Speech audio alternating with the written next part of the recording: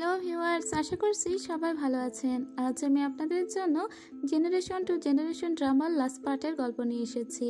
এই পার্টের গল্পটা নিয়ে আসতে একটু দেরি হয়ে গেল, কারণ আমি পুরো ড্রামাটা রিলিজ হওয়ার অপেক্ষায় ছিলাম। তো গত 2 দিন হলো ড্রামাটা রিলিজ হয়েছে, তবে আমি আর লাস্টের 4 পর্ব কোথাও খুঁজে পাচ্ছিলাম না। তো ফাইনালি আজকে পেলাম, এজন্য তাড়াতাড়ি করে দেখে নিয়ে এবং সদ্য দিয়ে আবার ভিডিওটিও মেক করেছি। যাই হোক, আমি আশা করছি আপনাদের এই ড্রামার গল্প খুবই ভালো লাগবে। এখানে আমি অনেকগুলো পর্ব এক্সপ্লেন করেছি যাতে আমি পুরো ড্রামাটাই শেষ করে দিতে পারি। তো চলুন আর কথা না বাড়িয়ে এবার গল্পে ফেরা যাক। এই পর্বের শুরুতেই দেখতে পাই গোয়ান ছদ্মবেশ নিয়ে জুচিকে ধরেছিল আর জুচিকে বলছিল, তোমার জন্য এই বিয়েটা ভালো হবে না। তুমি যদি সত্যি কাউকে ভালোবেসে থাকো তাহলে তাকেই বিয়ে করো। তখন জুচি বলে, আমি যদি জওকে বিয়ে না করি তাহলেও জও ভালো থাকবে এবং সে নিজেকে নিজে প্রোটেক্ট করতে পারবে, কিন্তু আমি যদি আমার ওই দাসীকে বিয়ে না করি তাহলে ওর পুরো জীবনটাই শেষ হয়ে যাবে। আমি আমার উত্তর খুঁজে পেয়ে গিয়েছি বলে চলে যাই। এদিকে গোয়ানকে দেখতে পাই। গোয়ান আসলে কিছু লোক ভাড়া করেছিল যাদেরকে দিয়ে সে নাটকটা করিয়েছিল, তাদের ফাইনালি টাকাগুলো দিয়ে দেয়। এদিকে আমরা জওকে দেখতে পাই যে বসে বসে মুইয়ানের কথা চিন্তা করছিল, কারণ কিছুক্ষণ আগে মুইয়ান ওকে কিস করেছিল। ঠিক তখনই ওর রুমে সিংজিয়া ওকে কিছু বলতে আসে, কিন্তু তার সাথে সাথে জুচিও এখানে চলে আসলে সিংজিয়া আড়ালে চলে যায়। জুচি এসে বলে, আজ আমি তোমার সঙ্গে বিশেষ কিছু কথা বলতে চাই, তুমি অন্তত আমার কথাটা শোনো। জও বলে, অবশ্যই বলো। জুচি তখন বলে, দেখো জও, আমি তোমাকে বিয়ে করতে চেয়েছিলাম, তুমি খুবই ভালো একটা মেয়ে, কিন্তু আমি বলতে বাধ্য হচ্ছি এই বিয়েটা আমি করতে পারবো না। আমি যদি আমার দাসীকে এখন গ্রহণ না করি তাহলে ও হয়তো আমাকে ছাড়া মরে যাবে। তুমি আমার জন্য এটুকু উপকার করো, আমি এঙ্গেজমেন্টটা ভেঙে দিচ্ছি। এটা বলে চলে যায়। এবার এদিক থেকে আমরা এদের দুজনকে দেখতে পাই। মুইয়ান কিন্তু এই সমস্ত কিছু পিছনে ছিল, ও খুবই হ্যাপি হয়ে যায়। মুইয়ান গোয়ানকে বলে এই ঘটনার সমস্ত জায়গায় ছড়িয়ে দিতে। এখন পুরো শহরের মানুষ জেনে যায় যে জুসি নিজের বিয়েটা ভেঙে দিয়েছে। এতে জজ একটু এমব্রেস ফিল করে, কারণ ওর কাজিনরা এটা নিয়ে কথা বলা বলি করছিল। ও একটা মেয়ে, ওর একটা ছেলের সঙ্গে বিয়ে ঠিক হয়েছিল, সেই ছেলেটা বিয়েটা এখন ভেঙে দিয়েছে, এটা একটা মেয়ের জন্য অপমানজনক। এরপরে ওকে আবার ডেকে পাঠায় মুইয়ান। এবার ও মুইয়ানের সঙ্গে দেখা করতে গিয়ে জানতে পারে, মানে ওর কথা শুনেই বুঝতে পারে যে আসলে জুচি যে ওর বিয়েটা ভেঙে দিয়েছে তার পিছনে মুইয়ানেরই হাত ছিল। ও রেগে মেগে ওর সঙ্গে কথা না বলেই যখন চলে যাচ্ছিল, মুইয়ান পিছন থেকে বলে, তুমি আমার কথাটা একবার শুনবে না? ব্ল্যাক কাপড় পরা যে লোকটা চাংপোটে লিডারকে মেরেছে আর আমার বাবাকেও মেরেছে, সেই লোককে আমি ফাইনালি খুঁজে পেয়েছি, কিন্তু আমি চাই যে সেই লোকটিকে ধরার জন্য তুমি আমার সাথেই থাকো। এরপরে আমরা উজিকে দেখতে পাই। উজি যখন জওকে খুঁজতে আসে, ওর রুমে একটা লেটার দেখতে পাই। ওখানে জও লিখেছে, আমার কথা তোমরা ভেবো না, আমি আমার মাইন্ডটাকে একটু রিফ্রেশ করার জন্য বাইরে যাচ্ছি কিছুদিনের জন্য। এটা বলে মুইয়ানের সঙ্গে চলে যায়, কিন্তু সবাই তখন জুচিকে দোষারোপ করে। আর জয়ের যতগুলো কাজিন ব্রাদার আছে তারা সবাই জুচিকে অনেক মারধর করে, কারণ সবাই ভাবছিল এই জুচির কথায় একটু মন খারাপ করেই মূলত জও বাড়ি ছেড়ে চলে গিয়েছে। ওরা সবাই এখন জওকে নিয়ে অনেক বেশি চিন্তা করছিল, কিন্তু উজি তো বুঝতে পারে যে আসলে এখন জও গিয়েছে মুইয়ানের সঙ্গেই। উজি বলে, এখন আমাদের অপেক্ষা করা ছাড়া সত্যি কিছু করার নেই। এদিকে জওকে দেখতে পাই, সে মুইয়ানের সঙ্গে এসেছিল এবং তারা একটা পথ বরাবর হাঁটছিল। আর ওদের কাছে একটা ম্যাপও দেখতে পাই। ওরা মূলত শি ব্রাদার্স নামের কাউকে খুঁজছে, যাদের কাছে গেলে ওরা সেই জেড সানফ্লাওয়ারটা খুঁজে পাবে। হাঁটতে হাঁটতে জয়ের পা লেগে গেলে ওকে পিঠে করে নিয়ে মুইয়ান যেতে শুরু করে। এদিকে এরা সবাই মিলে ফিরে এসেছিল আঙ্কেলের কাছে। লিডার চি তখন বলে, তোমাদের সাহস কি করে হলো ওভাবে জওকে ফেলে আসতে? তখন উজি বলে, আপনি যদি বলেন তাহলে আমি জওকে খুঁজতে যেতে পারি। ওর আঙ্কেল তখন বলে, মুইয়ান নিশ্চয় জওকে কিডন্যাপ করেছে, এখন আমাদের অপেক্ষা করতে হবে, দেখা যাক সে কি করে। এদিকে মুইয়ানকে দেখতে পাই। ওরা যে সফরে বেরিয়েছিল, এই সফরটা ছিল অনেক লম্বা, কয়েকটা দিন কয়েকটা রাত ওদের একসঙ্গে কাটাতে হয়। এই সময়ের ভিতরে ওরা নিজেদের গল্পও করছিল। মুইয়ান ওর বাবার কথা, ওর কাকুর কথা, আর জও ওর ফুপির কথা। এরপর ওরা একটা গ্রামে চলে আসে, যেখানে একটা বাজারে ওরা মূলত সেই ব্রাদার্সদের খোঁজ করছিল। খুঁজতে খুঁজতে ওরা একটা খাদের কিনারে এসে দাঁড়ায়। তখনই ওদের ফিল হয় যে কেউ পিছন থেকে ওদেরকে আক্রমণ করার চেষ্টা করছে, আর এই লোকগুলো সব কালো কাপড় পরুয়া ছিল। তবে এই যে লোকগুলো ওদেরকে এখন অ্যাটাক করেছিল, এদের ফাইটিং স্কিল অনেকটা চিংসু সেক্টের মতোই ছিল, মানে লিডার জি এর যে সেক্ট ওই সেক্টের মতো। তাহলে কেউ ওদের পরিচিত কেউ ওদের উপর অ্যাটাক করলো। এদের থেকে বাঁচার জন্য ওরা ফাইট করে সোজা খাদে দুজনেই ঝাঁপিয়ে পড়ে। খাদে ঝাঁপিয়ে পড়ার পরেও ওরা দুজনেই বেঁচে গিয়েছিল। এরপরে ওরা চিন্তা করে শি ব্রাদার্সদের খুঁজতে হবে এবং কারা তাদের উপর আক্রমণ করেছিল এই ব্যাপারটাও জানতে হবে, কারণ ওদের ওই আক্রমণের ধরনটা অনেকটা চিংসু সেক্টের মতো ছিল। এরপরে ওরা শিব ব্রাদার্সের খুঁজেও পেয়ে যায় এবং সেখানে নিজেরা আশ্রয় গ্রহণ করে। এবার এই সময় আমরা দেখি যে বেশ অসুস্থ হয়ে পড়েছিল মুইয়ান, তাই যাও যাও ওর জন্য কিছু খাবার বানাচ্ছিল। এরপরে এরা এখানে এমন একটা লোকের দেখা পায় যে নাকি যাও যাওয়ের ফুপির বন্ধু ছিল এবং তারা একসঙ্গে অনেক টাইম অতিবাহিতও করেছিল। সেই লোকটা এখন অনেক অসুস্থ। এই লোকটা প্রায় মৃত্যু সজ্জায় আছে, তবে সে এখনো পর্যন্ত যাও যাওয়ের ফুপিকে ভীষণভাবে মনে রেখেছে। তারা একটা টিম ছিল, একই টিমের হয়ে কাজ করত, তাই কোনোভাবেই সে জর্জয়ের ফুপিকে আজও ভুলতে পারেনি, কারণ তার জন্য সে আজও পর্যন্ত বেঁচে আছে। তবে তাদের এক টিমমেটই মূলত তার সঙ্গে বিট্রাই করেছিল, আর জর্জয়ের ফুপি মূলত তাকে বাঁচিয়েছিল। আচ্ছা, জর্জয়ের ফুপিকে আমরা পিংশু বলবো। তো এই লোক আজকে জর্জকে বলে তোমার ফুপি কেমন আছে। জর্জ তখন বলে ভালো আছে। ওই লোক যেহেতু এমনিতেই অসুস্থ এবং জানেও না জর্জয়ের ফুপি শেষ পর্যন্ত কি হয়েছিল, তাই জর্জ আর ওই লোককে শেষ পর্যন্ত কষ্ট দেয় না। শেষ বেলায় আমরা দেখতে পাই লোকটা সামনের দিকে হেঁটে যাচ্ছে আর তাকিয়ে তাকিয়ে হাসছে, মনে হচ্ছে সে কোনো একটা সঙ্গে মিশে যাচ্ছে। আর কিছুক্ষণ পরে লোকটা মারাও যায়। তবে লোকটার কাছ থেকে ওরা অনেক কিছু জানতেও পেরেছিল, যে নিজেদের ভিতরেই এমন কিছু বিট্রায়ার লুকিয়ে আছে যারা হয়তো তাদেরকে পিছন থেকে ছুরি মারার চেষ্টা করবে। তাই এরপরে ওরা আবার ফিরে আসে এবং ওরা সিংজিয়ার সঙ্গে দেখা করে আর বলে যে আমাদেরকে এখন চি সেক্টর যেতে হবে। চি সেক্টর লিডারের ভিতরে কিছু একটা ঝামেলা আছে। এবার আমরা চি সেক্টর লিডারকে দেখতে পাই। এই লিডার আসলে কিছু একটা ঝামেলাময় কাজ করছিল, সে নিষিদ্ধ কোনো একটা কিছু ফলো করছিল, যেটা দিয়ে সে অনেক শক্তিশালী হতে পারবে। আবার জর্জের ফুপির ওই যে বন্ধু একটু আগে মারা গেল, তার সঙ্গেও যে বিট্রাই করেছিল সেটাও এই লোক। তো চাং ফোর্টের যে চাং লিডার মারা গিয়েছিল, তার মৃত্যুর পিছনেও হয়তো এই লোক দায়ী থাকতে পারে। আর সেজন্য ওরা এই লোকটিকে ফলো করার চেষ্টা করে। এই লোকটি কি করতে চেয়েছিল সেটা জানার চেষ্টা করে, তাই সিংজিয়াকে দিয়ে প্রথমত এই লোকটিকে ড্রাগ অ্যাডিক্টেড বানিয়ে নেয়। আর তারপরে ওরা ওই লোকের কাছে গিয়ে বলে এবার আপনি সত্যি করে বলুন, ওই কালো কাপড় পরুয়া লোকটিকে আপনি? ওই লোকটি তখন বলে কালো কাপড় পরুয়া লোকটি আমি নই, তবে কালো কাপড় পরুয়া লোকটি আমার সঙ্গে অনেকবারই দেখা করতে এসেছে এবং কিছু একটা সিক্রেট বলতেই যাবে, তখনই পিছন থেকে কেউ একটা ওই লোককে ছুরি মেরে পালিয়ে যায়। তো ওরা জানতেও পারলো না যে আসলে লোকটি শেষ পর্যন্ত বলতে চেয়েছিল কি। ওরা যখন বাহিরে আসে তখনই ওই লোকের একটা ডিসাইপেল, যে লোকটি মারা গেল সেই ডিসাইপেল এসে অনেক হম্বিতম্বি করে আর মুইয়ানকে বলে সেই আমার মাস্টারকে মেরেছে, তাই মুইয়ানকে এখানে আটকে রাখার সিদ্ধান্ত নেওয়া হয়। এবার ওরা যখনই মুইয়ানকে আটকে রাখতে যাবে, মুইয়ান এখান থেকে পালিয়ে যায় আর জয় একটা চিঠি লিখে মুইয়ানকে জানায় যে আমি পরে তোমার সঙ্গে দেখা করে নেব। এরপর আমরা জয়ের মাকে দেখতে পাই। জয়ের মা অনেকদিন পরে জয়ের সঙ্গে দেখা করছে। এরপরে জয় বলে আমাদের গোয়ান আঙ্কেলের সঙ্গে দেখা হয়েছিল, সে মারা গিয়েছে, তার ওর ওই ফুপের বন্ধু। যাই হোক, এরপরে এখানকার যা কাজকর্ম সেটা মিটিয়ে জয়ের বাবা এবং মায়ের সঙ্গে ফিরে যাবে এই সিদ্ধান্ত নিয়েছিল, কিন্তু ওখানকার ওই ডিসাইপেলটা সে অতিরিক্ত বেশি কথা বলতে থাকে। এরপরে যখন জর্জ ফিরে আসে তখন লিডার জি এর সঙ্গে তার দেখা হয়। লিডার জি বলে এভাবে তুমি একটা ডেমন ছেলের সঙ্গে পালিয়ে গিয়েছিলে, এটা সত্যি খুব খারাপ বিষয়। যদিও জর্জের আঙ্কেল তারপরেও জর্জ কিচ্ছু বলে না, ওর আঙ্কেল আসলে ওকে অনেক বেশি যত্ন করত। এরপরে আমরা জর্জের বাবা মাকে দেখতে পাই, দুজনেই জর্জকে বোঝাচ্ছিল যে একজন ডেমনের প্রেমে পড়লে তার পরিণতি কি হয়। তার ফুপিও পড়েছিল কিন্তু পরিণতি ভালো হয়নি। ওরা জর্জকে এটাই বোঝানোর চেষ্টা করছিল যেভাবেই হোক মন থেকে ওকে মুছে ফেলো। মুইয়ান তোমার জীবনের জন্য সঠিক ব্যক্তি নয়, বরং উজি তোমার জন্য অনেক ভালো মানুষ। আমরা উজির সঙ্গে তোমাকে বিয়ে দেব। কিন্তু যাও উজিকে ভালোবাসে না, ও মুইয়ানকে বিয়ে না করলেও উজিকে বিয়ে করবে না। ওর মাকে বলে দেয় তোমরা আমাকে নিয়ে চিন্তা করো না, তোমাদেরকে ছেড়ে আমি কখনো পালিয়ে যাব না। এরপরে যখন জঙ্গলে বসেছিল ওর কাছে একটা লেটার পাঠিয়েছিল মুইয়ান, কিন্তু ও মুইয়ানের সঙ্গে দেখা করতে যায় না। এরপরে ও একটা সিক্রেট জায়গায় এসেছিল আর সেখানেই ওর উজির সঙ্গে দেখা হয়। উজি মূলত আজকে একে কিছু কথা বলতে চেয়েছিল, মনে হয় নিজের মনের কথাটাই বলতে চেয়েছিল, কিন্তু যাও সেই সুযোগটা উজিকে দেয় না। উজি যখনই বলতে যাবে যে আমি তোমাকে, তখনই ওকে আটকে দেয়। এরপরে যখন রুমে আসে তখন ওর দেখা হয়ে যায় মুইয়ানের সঙ্গে। মুইয়ান চুরি করে লুকিয়ে ওর রুমে প্রবেশ করেছে। বলে তুমি এখানে? মুইয়ান বলে তোমাকে চিঠি লিখেছিলাম, তুমি আমার চিঠির উত্তর দাওনি, আমার সঙ্গে দেখাও করতে চাওনি, তাই বাধ্য হয়ে এখানে আসতে হয়েছে।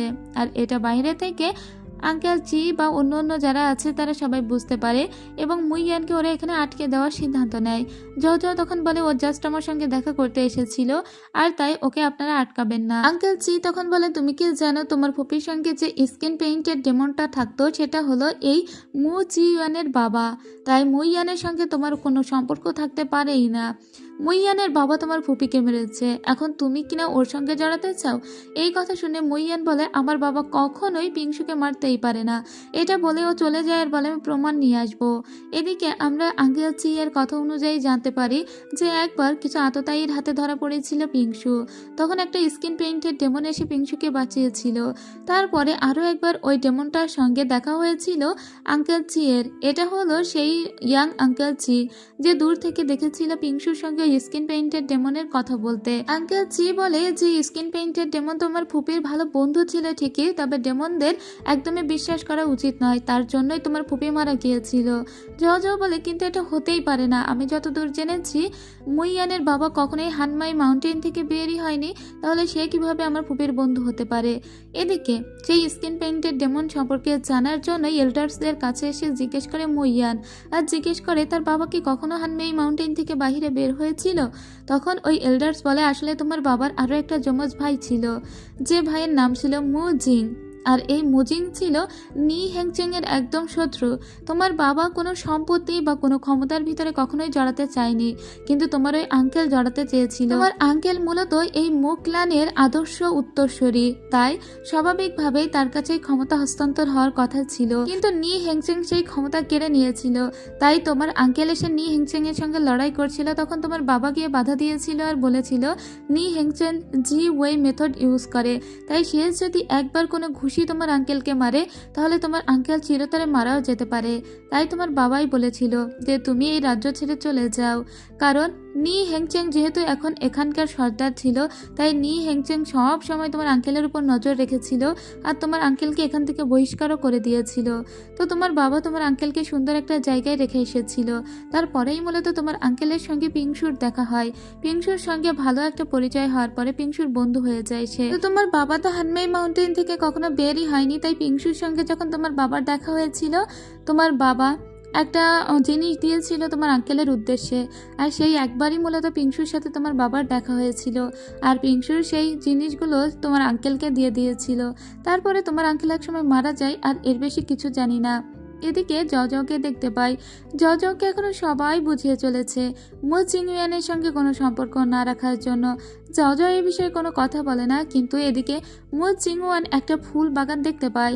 আসলে এটা তার বাবারই তৈরি করা ফুল বাগান, এতে একটা বিশেষ লাল ফুল ছিল। মুইয়ান সেই জায়গাটা ঘুরে দেখে যে সেখানে একটা বক্স লুকানো আছে, আর সেই বক্সের ভিতরে লাল কিছু দলিল আছে, সাথে একটা হেয়ার পিনও আছে। এরপরে ওইগুলো দেখার পরে ও ওর নিজের ভ্যালি থেকে বাহিরে বের হয়ে আসে। ও আজকে মূলত এখানেই আসতে চেয়েছিল দেখা করতে জজয়ের সঙ্গে, লুকিয়ে লুকিয়ে জজয়ের সঙ্গে দেখা করতেও আসে, কিন্তু আজকে একে ধরার জন্য চিংওয়ান শিখতে সবাই উপস্থিত ছিল। লিডার চি তো একদম জজয়ের সঙ্গে দেখা করার আগেই একে ধরে ফেলেছিল। ও বুঝতে পারে যে এখান থেকে আজকে বেঁচে ফিরতে হয়তো পারবে না। মুইয়ান খুব ভালো করেই জানতো যে আজকে ও ধরা পড়বে, আর লিডার চিও খুব ভালো করেই জানতো যে আজকে মুইয়ান এখানে জজয়ের সঙ্গে দেখা করতে আসবে। এদিকে জজকে দেখতে পায়, জজকে ওর মা ভুলিয়ে ভালিয়ে আঙ্কেল লেইয়ের কটেজে নিয়ে এসেছিল। মূলত ওর নিজের কটেজ থেকে দূরে রাখতে চেয়েছিল, আর এই কথা ওর মাকে মূলত লিডার চি বলেছিল, যেভাবেই হোক জজকে দূরে সরিয়ে রাখো, ওর সঙ্গে মু চিওয়ানের দেখা করতে দেওয়াই যাবে না। কিন্তু জজ যখন এই সত্যটা বুঝতে পারে, ও দ্রুত করে ফিরে আসে এবং ও এসে দেখে যে ওর আঙ্কেলরা খুব খারাপ হাল করেছে মুইয়ানের। ও তখন নিজেই বিদ্রোহ শুরু করে, ইভেন ওর আঙ্কেলকে পর্যন্ত আঘাত করে আর বলে যদি তোমরা মুইয়ানকে ছেড়ে না দাও তাহলে আমি নিজেই আত্মহত্যা করব। তখন ওর মা পিছন থেকে এসে ওকে অজ্ঞান করে দেয় আর মুইয়ানকে ধরা হয়। এদিকে মুইয়ান কিন্তু আজকে প্রমাণ নিয়ে এসেছিল যে তার ফুপির যে বন্ধু ছিল স্কিন পেইন্টের ডেমন, সেটা তার বাবা ছিল না, বরং তার বাবার ভাই ছিল, মানে তার আঙ্কেল ছিল। তো ও হাতে করে ওদের বিয়ের একটা নথিও নিয়ে আসে। তার মানে একদিন পিংশুর অনুমতিতেই পিংশু ওই স্কিন পেইন্টেড ডেমনকে অর্থাৎ মুই ইয়ানের আঙ্কেলকে বিয়ে করেছিল। এদিকে আমরা জুচির বাবাকে দেখতে পাই। জুচির বাবার সঙ্গেই মূলত পিংশুর বিয়ে ঠিক হয়েছিল, কিন্তু পিংশু একে বিয়ে করেনি। জুচির বাবা পিংশুকে খুব ভালোবাসতো। যেহেতু পিংশুর সঙ্গে জুচির বাবার বিয়ে হয়নি, তাই পরবর্তীতে যখন জুচি বিয়ে করে এবং তার ছেলে হয় তখন ঠিক করা হয় যে পিংশুর ভাইজির সঙ্গে তার বিয়েটা ঠিক করা হবে। এদিকে আমরা সেই ডিসাইপেলকে দেখতে পাই যার মাস্টারকে মারা হয়েছিল, এবং সেই ডিসাইপেল আজকে চুপি চুপি আসে মুই ইয়ানকে মারার জন্য। তখন উজি এসে ওকে বাঁচিয়ে নেয় আর ওই ছেলেকে বলে দেয় এর শাস্তি আমার মাস্টার নিজে দেবে, তুমি কেন এই রাত্রে শাস্তি দিতে এসেছো। এরপরে উজি মুই ইয়ানকে বলে তুমি জানতে এখানে আসলে আজকে ধরা পড়ে যাবে, তারপরেও কেন এলে? নিশ্চয়ই তুমি বাজি ধরেছো যে তোমাকে যাও যাও বাঁচায় কি বাঁচায় না, আর সেই বাজিতে মনে হয় তুমি জিতেও গিয়েছো। তাই একটা ডেভিল হাসি দেয় মুই ইয়ান আর বলে তোমার কি মনে হয় আমি কি জিততাম না? এদিকে জওকে দেখতে পাই। সবাই জওকে একটু কমফোর্ট করার চেষ্টা করে, কিন্তু জও নিজের খাওয়া দাওয়া সবকিছু ঠিকই রেখেছিল। সে এত ভয়টার পাচ্ছে না মুইয়ানের সাথে কি বা হবে, কিন্তু চুপি চুপি ও মুইয়ানের সঙ্গে একবার দেখা করতে গিয়েছিল। মুইয়ানকে এভাবে আটকে রাখা হয়েছে দেখে জওয়ের খুবই কষ্ট লাগে। জও আসলে উপর থেকে খুবই শক্ত একটা মেয়ে হলেও ভিতরে ভিতরে ও মুইয়ানকে ভীষণই ভালোবাসতো। তবে ও মুইয়ানের সঙ্গে এজন্য থাকতে চাইতো না যাতে হয়তো ও বন্দী হয়ে যাবে, অথবা ওর এই যে উড়ে বেড়ানোর জীবন থেকে ও একটা দূরে চলে যাবে, কোনো একটা খাঁচায় আবদ্ধ হয়ে যাবে, বাবা মায়ের সঙ্গে ভালো সম্পর্ক থাকবে না। এই কারণে ও মুইয়ানকে এসে বলে অন্ধকারে তুমি অনেক ভয় পাও, তাই একটা ও লাইট টাইপের নেকলেস ওকে দেয় আর বলে এটা নিজের সাথেই রেখো, আর আগামীকালকে যখন তোমাকে শাস্তি দেওয়া হবে তোমার শরীরের সমস্ত এনার্জি যখন শুষে নেওয়া হবে, মানে ওকে এমন শাস্তি দেওয়া হবে যাতে ওর ভিতরে যত ইনার পাওয়ার আছে তার সমস্তই শেষ করে ফেলা যায়। এবার কালকে যখন এটা করা হবে তখন তুমি কষ্ট পেও না, এখান থেকে চলে যেও, নিজের ডেমন শেকটে গিয়ে থেকো, আর আমার জন্য কখনোই এখানে ফিরে এসো না, কারণ আমি কখনোই তোমার সঙ্গে সারাটা জীবন পাড়ি দিতে পারবো না। তুমি কেন আমার পিছনে এভাবে পড়ে আছো? তখন ও জওকে বলে তুমি কি জানো না আমার এই জীবনে কেউ নেই শুধুমাত্র তুমি ছাড়া। যখন আমার এই শূন্য জীবনে কেউ ছিল না ঠিক তখনই তুমি আমার জীবনে ঢালের মতো এসে দাঁড়িয়েছিলে। তুমি ছাড়া আমি আর স্বপ্ন দেখতে পারি না, আর সেজন্য তুমি ছাড়া আমি আমার জীবনে কাউকে কল্পনাও করতে পারি না। আমার যদি মরতেও হয় তাও আমি তোমার পিছু ছাড়বো না। কিন্তু যখন কঠিন হয়ে দাঁড়িয়েছিল তখনই মুই ইয়ান এই অবস্থাতেও জোর করে ওকে একটা কিস করে নেয়, আর এতে জয়ের খুবই খারাপ লাগে। ওকে দূরে সরিয়ে দিয়ে বলে তুমি আসলে একটা ম্যাডম্যান, যা ইচ্ছা হয় করো। এটা বলে রাগ করে এখান থেকে চলে আসে। এরপরে আমরা উজিকে এবং ওর বাবাকে দেখতে পাই। উজির বাবা উজিকে বলছিল এই সময়টা কেটে যাবে, জয়ের সঙ্গে কোনোভাবেই মুইয়ান সম্পর্ক রাখতে পারবে না, তাই যেভাবেই হোক তুমি জওকে একটু পেস্টার করবে এবং জওকে এমনভাবে ইমপ্রেস করার চেষ্টা করবে যাতে তোমার সঙ্গে জও সারাটা জীবন কাটাতে চায়, আর তুমি মুইয়ানকেও বাঁচানোর চেষ্টা করো না। কিন্তু উজি বলে যে মুইয়ান তো কোনো অন্যায় করেনি, তাহলে কেন আমরা ওকে এভাবে শাস্তি দেব? ওর বাবা বলে আপাতত তুমি চুপ থাকো। এদিকে আমরা একটা ফ্ল্যাশব্যাক দেখতে পাই যেটা জুসির বাবা চিন্তা করছিল। জুসির বাবার সঙ্গে আজকে যখন জওয়ের দেখা হয় জও বলে আঙ্কেল আমি ভীষণই দুঃখিত, আমার ফুপির সঙ্গে আপনার বিয়েটা হয়নি বরং অন্য কারোর সঙ্গে হয়েছিল। তখন ওর আঙ্কেল বলে তুমি জানো আমি তোমার ফুপিকে কতটা ভালোবাসতাম, মার্শাল আর্টে তোমার ফুপি যেমন ভালো ছিল আমিও তেমন ভালো ছিলাম, আমি তোমার ফুপিকে কত বিদ্যা শিখিয়েছি, মুনলেক নামে একটা বিশেষ বিদ্যা আমি তোমার ফুপিকে শিখিয়েছিলাম। তবে সে যদি একবার বলতো সে অন্য কাউকে ভালোবাসে তাহলেও আমি তাকে নির্দ্বিধায় ছেড়ে দিতাম, কিন্তু সে কখনো আমাকে বলেনি, বরং আমার সঙ্গে বিশ্বাসঘাতকতা করলো। এর পরের দিন সকালের দৃশ্য দেখানো হয়। আজকে শাস্তি দেওয়া হবে মুইয়ানকে। সবার সামনে স্টেজে মুইয়ানকে তোলা হয়েছে। জও একদম নির্বিকার হয়ে দাঁড়িয়ে আছে। মুইয়ানের শরীরের ভিতরে যত শক্তি আছে তার সমস্ত আজকে শেষ করে ফেলা হবে। জও তবুও স্থির হয়ে দাঁড়িয়ে আছে যেন ওর কোনো কিছুই করার নেই। এদিকে আমরা দেখতে পাই দুটো লম্বা লম্বা শুয়ের মতো কিছু তোলা হচ্ছিল যা দিয়ে ওর শরীরের ইনার পাওয়ারকে নষ্ট করে দেওয়া হবে। ও তখন সামনে না এসে থাকতে পারে না, ওর আঙ্কেলকে বলে আঙ্কেল ওকে কি মাফ করে দেওয়া যায় না, ও ওর শেকটে ফিরে যাবে। তার সত্ত্বেও ওর শরীরে দুটো সুই পিন করে দেওয়া হয় এবং ওর শরীরে আরও দু একটা পিন দেওয়া হবে। তখন জও উপরে উঠে আসে আর সবার বিরুদ্ধে বিদ্রোহ করে আর বলে আর কেউ মুইয়ানের দিকে একটা পাও বাড়াবে না, এবং ওর কাছে সমস্ত রকমের অস্ত্রশস্ত্র ছিল, এমনকি বোমাও ছিল। তো ওইখান থেকে বোমা মেরে জওকে নিয়ে পালিয়ে যাচ্ছিল, মুইয়ানকে নিয়ে পালিয়ে যাচ্ছিল। কিন্তু ঠিক তখনই জুচির বাবা এসে ওকে আটকে দেয় আর বলে তোমার পুপির মতো ভুলটা তুমি করো না জও। এবং জও তখন সেই মুনলেক মানে যেটা ওর ফুপিকে শিখিয়েছিল জুচি সেটা ইউজ করে ওই আঙ্কেলকে হারিয়ে দেয়।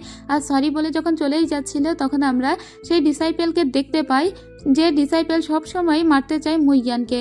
তাছাড়া ওই ডিসাইপেল বলেই দেয় যে এখান থেকে মুইয়ানকে নিয়ে চলে গেলেও ও বাঁচবে না। যাও মুইয়ানকে নিয়ে কোনো রকমে ওখান থেকে পালিয়ে তো আসে, কিন্তু আসলে মুইয়ানকে যেসব ছুরি দিয়ে আঘাত করা হয়েছিল তাতে মুইয়ানের অবস্থা খুব খারাপ ছিল, কারণ ওতে বিষ মেশানো ছিল।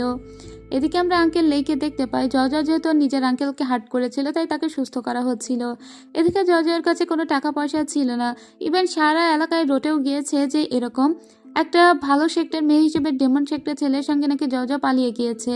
জর্জা নিজের হাতে একটা হার ছিল, সেই হারটা বিক্রি করে দেয়। সেই বিক্রির টাকা দিয়ে কিছু খাবার দাবার কিনে আনে আর কিছু ঔষধপত্র কিনে আনে মুইয়ানের জন্য।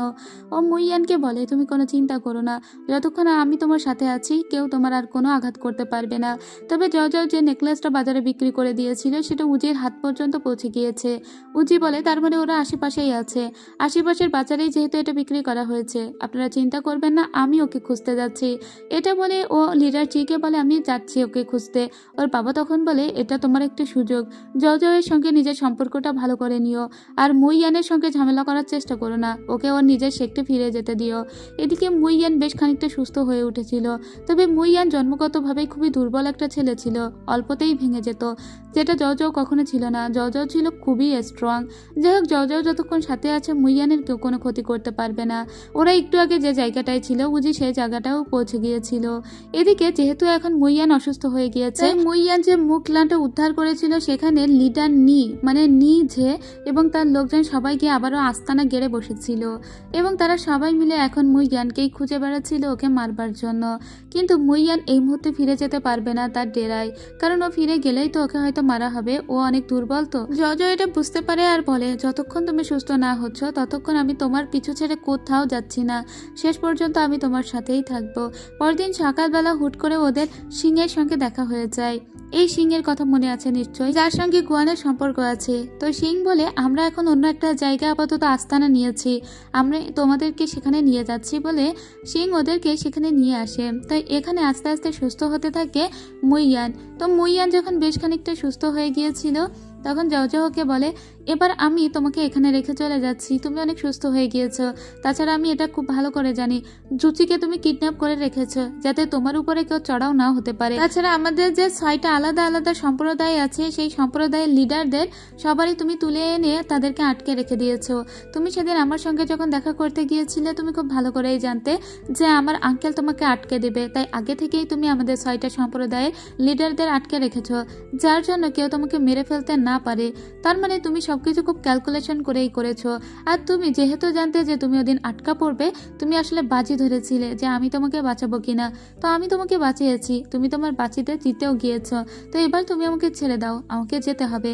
ও যখন চলে আসছিল তখন ওকে পিছন থেকে জড়িয়ে ধরে মুইয়ানার বলে তুমি আসলে সমস্ত কিছুই বুঝতে পারো, কিন্তু তোমাকে রাখাটা আমার কোনো ইন্টেনশনের ভিতরে ছিল না। আমি সত্যিই তোমাকে ভালোবাসি, সেজন্য তোমাকে রাখতে চাই। কিন্তু জজ তো চলে আসতে চেয়েছিল। সেদিন মুইয়ান একটা জঙ্গলের ভিতরে যায় এবং নিজের কিছু লোক ওকে আটকে দেয়। তখন জজ ওখানে পৌঁছে যায় আর আবারও মুইয়ানকে বাঁচিয়ে নেয়। এরপরে আমরা দেখতে পাই যে এখানে লিডার এর সঙ্গে তার আরও যে 2জন সাকরেত সবসময় থাকতো তারা সবাই চলে এসেছে এবং এরা আজকে মুইয়ানকে শেষই করে দিতে চেয়েছিল। তবে মুইয়ানও কম যায় না। তো মুইয়ান এদিকে লিডার ছেলেকে আটকে রেখেছে এবং তার ওয়াইফকেও আটকে রেখেছে। তো এখন লিডার বলে আমার ছেলেকে ছেড়ে দাও। মুইয়ান তখন বলে তুমি কি জানো তোমার এই ছেলের আসল বাবাকে? এবং তখন সবাই মিলে পয়েন্ট করে এই লোকটির দিকে। লিডার বলে এতকাল ধরে আমি তোমাকে আমার ডান হাত বানিয়ে রেখেছি আর ভিতরে ভিতরে তুমি কিনা আমার ওয়াইফের সঙ্গেই সম্পর্ক রেখেছিলে। কিন্তু ওর ওয়াইফ ততবারই লিডার বলতে থাকে ওই ছেলে শুধুমাত্র আমার আর আপনার ছেলে, আমার কারোর সাথেই সম্পর্ক ছিল না। আপনি কেন বিশ্বাস করছেন না? আপনার ওই সাকরেদের সঙ্গে আমার কোনো রকমের সম্পর্ক ছিল না, আর এটা আমি আমার জীবন দিয়ে প্রমাণ করতে পারি। এটা বলে ওই মহিলা নিজেই নিজেকে হত্যা করে ফেলে। আর এটা দেখে এই লোক সহ্য করতে পারে না, তাই লিডার কে পিছন থেকে ছুরি মেরে দেয়, কারণ এই লোকটি সত্যি লিডার এর স্ত্রীকে ভালোবাসতো। তবে ওই সন্তানটি তাদেরই সন্তান ছিল। এবার লিডার এর কাছে লিডার যখন মারা যাচ্ছিল মুইয়ান ওর কাছে গিয়ে বারবার শোনার চেষ্টা করে যে কালো কাপড় পরুয়া লোকটিকে, তবে লিডার সেটা বলার আগেই মারা যায়। এখানে মানে নি পরিবারের একটা ইতি কিন্তু অলরেডি হয়ে গিয়েছে। তবে এটা দেখার পরে জয়ের খুব খারাপ লাগে আর বলে, লিডার নিয়ের স্ত্রী কোনো অন্যায় করেনি, তার সত্ত্বেও তুমি কেন এমন একটা সন্দেহের বীজ লিডার নিয়ের মনে দিয়েছিলে যার জন্য তার স্ত্রীকেই মরতে হলো। মুইয়ান তখন বলে, শুধুমাত্র ছেলে মানুষকে এই সন্দেহের বীজটাই দিলে তারা দুর্বল হয়ে পড়ে, তাই আমি সেটা ইউজ করেছি। তবে আমি এটা সত্যিই ভাবিনি যে লিডার নিয়ের স্ত্রী নিজে মরে তারপরে এটা প্রমাণ করবে, তাহলে আমি কখনোই এই কথা বলতাম না। জয় তখন বলে, তুমি চেয়েছিলে আমি তোমাকে ছেড়ে চলে যাই কিনা দেখতে, কিন্তু আমি তো তোমাকে ছেড়ে এখনো চলে যাইনি, ইভেন আজকেও তোমাকে বাঁচালাম। নিশ্চয়ই তুমি জয়ী হয়েছো, আর তাই এবার তুমি যে কাজটা করেছো তার জন্য আমি তোমাকে আর ক্ষমা করতে পারছি না, তাই আমাকে এবার ছেড়ে চলে যেতেই হবে। এটা বলেও রাগ করে চলে আসে। তবে জয় যখনই চলে যায় তখনই পিছন থেকে মুইয়ান অজ্ঞান হয়ে পড়ে যায়। জয় এটা দেখে আবারও চলে যেতে পারে না। মুইয়ানকে রুমে নিয়ে আসা হয়। মুইয়ানের যখন জ্ঞান ফেরেও সব জায়গায় পাগলের মতো জয়কে খোঁজে এবং জয়কে এখানে দেখতে পেয়ে ওকে জড়িয়ে ধরে বলে, আমি ভেবেই নিয়েছিলাম যে তুমি হয়তো আমাকে ছেড়ে চলেই গিয়েছো। জয় বলে, আমি এখনো চলে যাইনি, আমি এখনো তোমার আশেপাশেই আছি।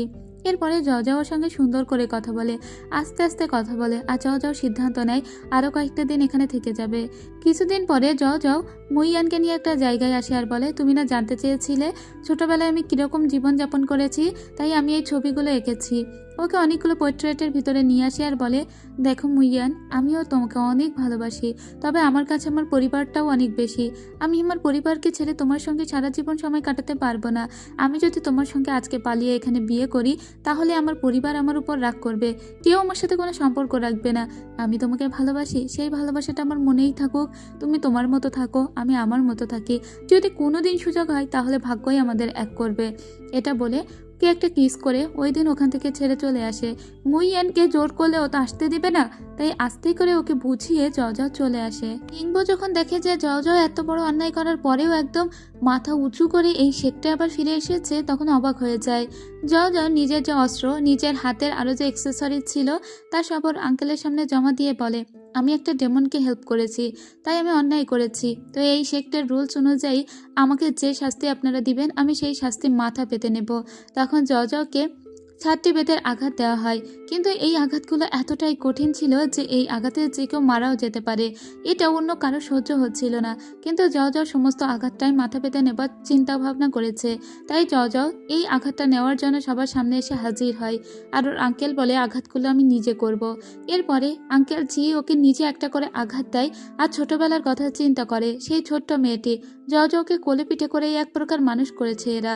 সবার ভীষণ কষ্ট হচ্ছিল, আর উজিরও প্রচুর কষ্ট হচ্ছিল। সব থেকে বেশি খারাপ লাগছিল আঙ্কেল জি এর, কারণ আঙ্কেল জি যতটা ভালোবাসে জয়কে ততটা তার ফুপিও তাকে ভালোবাসতো, আর উজির চোখ দিয়ে তো পানি চলেই এসেছে। এদিকে মুইয়ানও কিন্তু ভালো করেই জানে যে জয় ফিরে গিয়েছে, মানে জয়ের জন্য বড় কোনো শাস্তি অলরেডি ওয়েট করছে।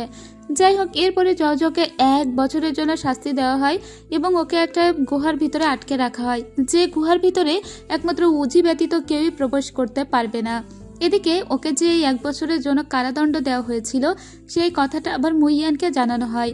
মুইয়ান তখন বলে, জয়ের সঙ্গে আমার আর কোনো সম্পর্ক নেই, ও আমাকে শেষবারের মতো ছেড়ে চলে গিয়েছে, তাই ওর শাস্তিটা নিতান্তই ওর, আর আমার জীবনটা নিতান্তই আমার। আজকে থেকে ওর জীবন ওর মতো আর আমার জীবন আমার মতো। যদিও ভিতরে ভিতরে মুইয়ান কিন্তু জ্বলে পুড়ে শেষ হয়ে যাচ্ছিল, কিন্তু কি আর করা যাবে, জয় ওকে সুন্দর একটা উপদেশ দিয়ে চলে গিয়েছে, তাই ও এটা মেনে নিয়েছে। আর ও এটাও মনে মনে ভাবছে, উজি যেহেতু জয় টেক কেয়ার করছে তার মানে জয় ভালোই থাকবে, কারণ উজি জয়কে খুবই ভালোবাসে, সেটা সবাই বুঝতে পারে। এদিকে লিঙ্গোর বাবাকে এসে বলে, কেন তোমরা জয়কে এত ভালোবাসো আমি বুঝতে পেরেছি। জয় কত বড় একটা অন্যায় করে তারপরে মাথা উঁচু করে শাস্তি পেতে চলে আসে। আমি কখনোই আসলে বাবা জয়ের মতো হতে পারবো না, তাই আমি তোমার কাছে অনুমতি চাই। আমি এখান থেকে বেরিয়ে একটু দুনিয়াটা এক্সপ্লোর করতে চাই, আর আমার সঙ্গে ফেংসিকেও নিয়ে যেতে চাই। ওর বাবা তখন ওকে অনুমতি দেয়, তাই ও ফেংসিকে সাথে করে নিয়ে এখান থেকে বেরিয়ে পড়ে। ও একটু দুনিয়াটা এক্সপ্লোর করতে চায়, নিজের মার্শাল আর্ট বিদ্যা আরও বেশি ভালো করতে চায়। ফেংসি বলে, আমি আমৃত তোমার সাথে আছি। এই ছেলেটি আসলে ওকে খুবই ভালোবাসতো। এদিকে অনেকটা দিন সময় কাটতে থাকে। এই 1 বছরের ভিতরে জয়ের সঙ্গে উজির ছাড়া আর কারোর দেখা হয় না। উজি ওর জন্য পেইন্ট নিয়ে আসে, রং নিয়ে আসে, ওরা একসঙ্গে অনেকটা টাইম স্পেন্ড করে। তো একদিন আমরা লিঙ্গকে দেখতে পাই। লিঙ্গ আসলে একদিন উজিকে বলেছিল, তুমি আমাকে ভালোবাসো না জানি, কিন্তু আমিও তোমাকে জোর করব না। এটা বলেই মূলত সেদিন লিঙ্গ চলে গিয়েছিল। এদিকে আমরা আবার আশিয়ানকে দেখতে পাই আর গোয়ানকে দেখতে পাই, ওদের দুজনের বিয়ে হয়ে গিয়েছিল। যাক, এত খারাপ সময়ের ভিতরে ভালো কিছু হলো, আর সেটা হলো ওদের বিয়েটা। তো ওদের বিয়েটা খুব ধুমধাম করে হয়ে যায়। আর এই বিয়েতে নিমন্ত্রণও পাঠানো হয়েছিল জজকে। জজ তো যেতে পারবে না, ওর জন্য কিছু খাবার দাবারও ওরা পাঠিয়েছিল। এরপরে উজি একদিন কিছু ওষুধের ব্যাপারে কথা বলতে যায় আঙ্কেল লেইয়ের সঙ্গে। আঙ্কেল লেই তখন বলে, 1 বছর হয়ে যাচ্ছে, জজের সঙ্গে একমাত্র তুমিই দেখা করতে পারো। এই সময়ের ভিতরেও যদি জজকে তুমি ইমপ্রেস না করতে পারো তাহলে হয়তো কখনোই পারবে না। তাই একটু নিজে শক্তিশালী হয়ে নিজের মনের কথাটা জজকে জানিয়ে দাও। তখন উজি জজের সামনে আসে এবং জজকে বলে, আজকে তোমার কোনো কথাই আমি শুনবো না, আমি তোমাকে আমার মনের কথাটা বলতে চাই। জজ তখন উজিকে বলে, তুমি আমাকে কি মনের কথা বলবে আমি জানি, কিন্তু তুমি বিশ্বাস করো আমি এখন তোমাকে নিয়ে কিছুই ভাবতে পারছি না, আর আমি তোমাকে ভালোবাসি না। তুমি আমার সিনিয়র, আর আমি তোমাকে সিনিয়র ভাইয়ের মতোই দেখি, আর তোমাকে আমি সেভাবেই সারা জীবন শ্রদ্ধা করে যাব। তাই আমাদের সম্পর্কটার ভিতরে তুমি অন্য সম্পর্ক আনবে না। আমার ফিলিংসের এখনো কোনো পরিবর্তন হয়নি। তখন খুব মন খারাপ করে উঠে চলেই যাচ্ছিল উজি, তবে যাওয়ার আগে বলে, এখনো আমাদের হাতে অনেক সময় এসে যাও, তুমি চাইলে কোনো একটা দিন হয়তো আমার প্রেমে পড়তেও পারো। এটা বলেও চলে যায়। এদিকে আমরা লিঙ্গ আর ফেন্সিকে দেখতে পাই, ওরা কিছু কর্স সেলেবদের আন্ডারে পড়েছিল এবং ওরা দুজনেই ওদের সঙ্গে ফাইট করে বেঁচেও গিয়েছিল। এই সময়ের ভিতরে ওদের কেমিস্ট্রিটা মজবুত হয়ে যায়। এদিকে জজের যেহেতু 1 বছর পূর্ণ হয়ে গিয়েছে, ফাইনালি ও ওই কেভ থেকে বাহিরে বেরো হয়েছে এবং ও সবার সঙ্গে সুন্দর কিছু সময়ও কাটায়। এখানকার সবকিছুই এই 1 বছরে আগের মতোই আছে, কিছুই এখনো পরিবর্তন হয়নি। এরপরে আমরা আবার মুইয়ানকে দেখতে পাই। মুইয়ান ওই জেড সানফ্লাওয়ারটার জন্য একটা জায়গার সন্ধান পেয়েছে। তবে মুইয়ান যে জায়গার সন্ধান পেয়েছে সেই জায়গাটা হচ্ছে মূলত উজির বাড়ি। মানে উজি তো একটা শেখ থেকেই এখানে এসেছে লেখাপড়া শিখতে, মার্শাল আর্ট শিখতে। তো উজির যেখানে বাড়ি, সেই বাড়ি একটা বাগান আছে, সেই বাগানটার নাম হলো রক্তাক্ত বাগান। এবং মুইয়ান জানতে পারে যে ওই বাগানের ভিতরে এমন একটা অর্কিড আছে, যে অর্কিডটা ওর মার্শাল আর্ট বিদ্যা প্র্যাকটিস করতে অনেক হেল্প করবে। তাই ওর সিদ্ধান্ত নেয় ও এই মুহূর্তেই উজিদের বাড়ি যেখানে, ওখানেই যাবে আর ওই বাগানে গিয়ে ওই অর্কিডটার সার্চ করবে। এদিকে উজির কাছে একটা লেটার এসেছে, আর তা হলো তার বাবা নাকি ভীষণভাবে আহত হয়েছে। তাই দ্রুত করে ও তার নিজের বাড়ি চলে আসে, আর সাথে করে জজকেও নিয়ে এসেছিল। এটা হলো উজির ভাই সুজি। এবার সুজি জানায় যে তার বাবা ভয়ঙ্করভাবে অসুস্থ এবং তার বাবা জীবন্ত লাশে পরিণত হয়েছে, তার মানে হলো কর্পস স্লেভ। এবার এটা নিয়ে যখন উজিরা আসে কথা বলতে বড়দের সঙ্গে, তখন বড়রা বলে যে উজির বাবা অন্যায় করেছে, কারণ সে কর্পস স্লেভ হয়ে গিয়েছে, আর তাই তার বাবাকে এখন মেরে ফেলা উচিত, না হলে তার বাবা যদি বেঁচে থাকে তাহলে আরো অনেক মানুষের ক্ষতি করবে। উজি তখন বলে, আপনারা আন্দাজে আমার বাবাকে ব্লেম দিচ্ছেন কেন, আমি আগে আমার বাবাকে দেখব। তখনই আমরা উজির বাবাকে দেখতে পাই, আসলেই তাকে এমন কোনো জাদু করা হয়েছিল যাতে সে কর্পস স্লেভে পরিণত হয়েছে। আর এখন সবাই উজির বাবাকে মারতে চায়, তবে উজির যাও এরা তো আর মারতে দিতে পারে না। সত্যটা অনুসন্ধান করার জন্য ওরা সবার সঙ্গে ফাইট করে ওর বাবাকে অন্যত্র পাঠিয়ে দেয়, আর সেটা হলো লুই ইয়াং ভ্যালি। আর এদিকে উজিকে নিয়ে এরা চলে আসে, কারণ উজি ওদের সঙ্গে ফাইট করতে গিয়ে বেশভাবে ইনজুর্ড হয়েছে। তবে উজিকে সব থেকে বেশি ইনজুর্ডটা যে করেছে সেটা হলো ওর নিজের ভাই। এদিকে উজির বাবাকে পাঠিয়ে দেওয়া হয়েছে জজের বাবা মায়ের কাছে, কারণ জজের মা নিজেও একজন ডক্টর। এই মুহূর্তে লুই ইয়াং ভ্যালি সব থেকে নিরাপদ ওদের জন্য। এদিকে উজিকে এখন বাঁচাতে গেলে বিশেষ একটা প্রতিষেধক লাগবে, সেই প্রতিষেধকটা ওদের খুঁজে বের করতে হবে। ওরাও ওই সেই রক্তাক্ত জঙ্গলের ভিতরে ঢুকে যায়। আর এদিকে আমরা মুইয়ানকে দেখতে পাই, ওরাও এই রক্তাক্ত জঙ্গলের ভিতরেই এসেছিল সেই অর্কিডটার সন্ধান করতে। আর এখানে এসে দৈবভাবে ওদের আবার দেখা হয়ে জজদের সঙ্গে। তো তখন আর কি করা যাবে, জজ তো উজির সঙ্গে মুইয়ানের সঙ্গে কোনো কথা বলতেই যাচ্ছিল না। তবে মুইয়ান তো প্রেমিক মানুষ, জজকে দেখে ও আসলে খুবই আহত হয়েছে, তাই মুইয়ান নিজের কাছ থেকে একটা প্রতিষেধক বের করে ওকে লাগাতে বলে। আর তারপরে বলে, তুমি যে অ্যান্টিডোটটার খোঁজ করতে যাচ্ছ আমি নিজে তোমার সঙ্গে যাব, কারণ এটা এমন একটা পাজেলময় ফরেস্ট যে এখানে কোনো পাজেলে আটকা পড়লে তুমি যে জায়গায় যাচ্ছ সে জায়গায় বারবার ফিরে আসবে। এরপরে ওরা একটা গ্রামের সন্ধান পায়, গ্রাম বলতে একটা কুড়ে ঘরের সন্ধান পায়। এই জঙ্গলের ভিতরে একটা মহিলার সঙ্গে দেখা হয় ওদের, যে মহিলার কাছেই মূলত ওই নাইট অর্কিড ছিল, যে অর্কিডটার খোঁজ করতে এখানে এসেছে মুইয়ান। তবে যাও এটা এখনো বোঝেনি। জজা রাত্রেবেলা রিয়েলাইজ করে যে মুইয়ানের এখানে আসার একমাত্র কারণ হলো ওই নাইট অর্কিড। জজা মুইয়ানকে বলে, এখন আমি বুঝতে পারলাম কেন তুমি এখানে এসেছো, তার মানে তুমি এই নাইট অর্কিডটা সংগ্রহ করতে এসেছো। তবে আমি তো এই নাইট অর্কিড কখনোই তোমাকে সংগ্রহ করতে দিব না, তুমি কি ভিতরে ভিতরে জি ওয়ে মেথডটা ফলো করার চেষ্টা করছো? তুমি আমার কাছ থেকে স্যালিভা নেওয়ার চেষ্টা করেছিলে, এজন্য আমার সঙ্গে ওই যে স্নো বিস্ট মাউন্টেইনে গিয়েছিলে যেখান থেকে আমরা স্যালিভা কালেক্ট করতে পারি। কারণ জি ওই মেথডটাকে যদি কাজে লাগাতে হয় বা ওই মেথডটা শিখতে গেলে প্রথমে স্যালিভা লাগে, আর তারপরে লাগে হলো জেড সানফ্লাওয়ার, আর তারপরে লাগে হলো নাইট অর্কিড। তাই এই সব কিছুই ওই জি ওয়ে মেথডকেই পয়েন্ট করে। সেজন্য জর্জের বারবার মনে হয় মু ইয়ান হয়তো ওই নিষিদ্ধ বিদ্যাটা ফলো করছে। তবে এটা যদি ও করে তাহলে ও একসময় পাগল হয়ে যেতে পারে। তাই জও ওকে আঘাত করে আর বলে, আমি কখনোই তোমার এই মনস্কামনা পূর্ণ হতে দেব না। এটা বলে জও নিজের তলোয়ার দিয়েই মুই ইয়ানকে আঘাত করে। এদিকে উজি যখন সুস্থ হয়েছে তখন উজি চোখের সামনে গুয়ানকে সাংগুয়ানকে এদের দেখে খুব রেগে যায় আর বলে, তোমরা এখানে কেন এসেছো? তখন ওরাই ওকে বলে, তুমি অসুস্থ হয়েছিল আর আমরাই তোমাকে বাঁচিয়েছি, আর এখন কিনা তুমি বলছো আমরা এখানে কেন এসেছি? তখন সিংজিয়া বলে, তুমি যে অসুস্থ হয়েছিলে এটা তোমার ভাই করেছে, মানে তোমার ভাই তোমাকে অসুস্থ করেছে, এরা তোমাকে বাঁচিয়েছে, তাই তুমি ওদের উপর রাগ করো না। গোয়ান তখন বলে, জীবনের কি অদ্ভুত লীলা, দেখো নিজের ভাই নিজেকে আঘাত করছে আর তুমি কিনা অন্যদের দোষারোপ করছো। যাই হোক, যাও তখন উচিকে টেনে নিয়ে আসে আর বলে, ওদের সঙ্গে ঝামেলা করে লাভ নেই, ওদের কারণে সত্যি বলতে এ যাত্রায় আমি তোমাকে বাঁচাতে পেরেছি, তবে আগে আমাদের এই নাইট অর্কিডটা শেষ করে ফেলতে হবে। এটা বলে যাও ওই নাইট অর্কিডটা শেষ করে আর তারপরে মুইয়ানের কাছে আসে। মুইয়ানকে একটু আগে যে আঘাত করেছিল সেখানে মলম লাগাতে। এই মেয়েটাকে বুঝি না বাবা, নিজেই কত আঘাত করে আবার নিজেই মলম লাগায়। এরপরে ওরা আবারও ফিরে যায় উজিদের বাড়িতে। তো উজিদের বাড়িতে এখন কে হবে নেক্সট সর্দার সেটা নিয়ে ঝামেলা চলছিল।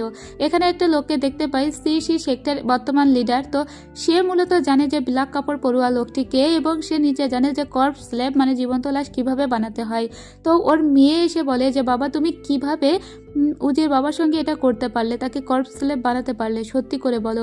ওর বাবা তখন বলে, আমি এটা বানাইনি, আমার কাছে কালো কাপড় পরুয়া একটা লোক এসেছিল, সেই আমাকে মেথডটা বলে দিয়েছিল। তবে ওই কালো কাপড় পরুয়া লোকটিকে আমি জানি না, আর এটা আমি সুজিকে শিখিয়ে দিয়েছিলাম। সুজি মূলত তার বাবাকে এরকম একটা কর্পস স্ল্যাব বানিয়েছে। ঠিক তখনই এখানে লিডার চি চলে আসে আর বলে, এখানে হচ্ছে কি, আবারও ডেমন সেক্টর মুইয়ান এখানে কেন? মুইয়ান তখন বলে, আমি একটা বিশেষ কাজে এখানে এসেছিলাম, তবে আজকে আমি কোনো অন্যায় করিনি, তাই আপনারা আমাকে ধরতে পারবেন না। ইভেন আমি কখনোই কোনো অন্যায় করিনি, তা সত্ত্বেও আপনারা বারবার আমাকে শাস্তি দিয়েছেন। এরপরে মুইয়ানরা যখন ওই সত্য কথাগুলো বলে, যে কথাগুলো এই লোকটি একটু আগে বলল, সেই কথাগুলো শুনে সবাই বলে, এটা তো হতেই পারে না, নিজের ছেলে কিভাবে বাবাকে অসুস্থ করতে পারে। লিডার চিও তখন ওই লোককে বলে, তুমি যা বলেছো তা কি সত্য বলেছো? ওই লোকটি তখন অস্বীকার করে আর বলে, আমি তো আসলে ওদের তলোয়ারের আঘাতে মিথ্যা কথা বলেছি, আমার কোনো দোষ নেই বলে ওই লোক এখান থেকে কাটিয়ে চলে যায়। যাই হোক, পরদিন আমরা দেখতে পাই উজি আর উজির ভাইয়ের ভিতরে তুমুল একটা ফাইট শুরু হবে।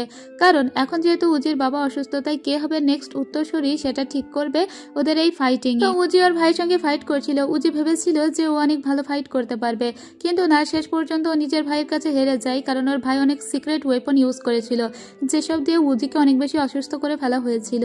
উজি বলে, এ যাত্রায় আমি মেনে নিলাম, এখন থেকে আমার ভাই এই সেক্টর লিডার হবে। আর এটা শুনে মুইয়ান বলে, জানতাম এই উজি আসলে কোনো কাজেরই না, এর জন্য নিজের ভাইয়ের কাছে হেরে গেল। যাই হোক, সেদিন উজি আর কি করবে, এই সেক্টর তো আর থাকতে পারবে না, তাই ও সিদ্ধান্ত নেয় ও নিজের বাবাকে দেখতে যাবে। এদিকে আমরা লিঙ্গবকে দেখতে পাই। লিঙ্গ ওর বাবাকে বলছিল, বাবা উজির সঙ্গে তুমি আমার বিয়ে ঠিক করেছিলে ঠিকই, তবে বিয়েটা আমি আর করছি না, আমি ফেংসিকে ভালোবাসি, ও সারা জীবন আমার সঙ্গে থাকার কথা দিয়েছে, তাছাড়া ও আমাকে সব থেকে বেশি ভালো বোঝে, তাই আমি সিদ্ধান্ত নিয়েছি ওকেই বিয়ে করব। ওর বাবা তখন খুশি হয়ে ওদেরকে আশীর্বাদ করে।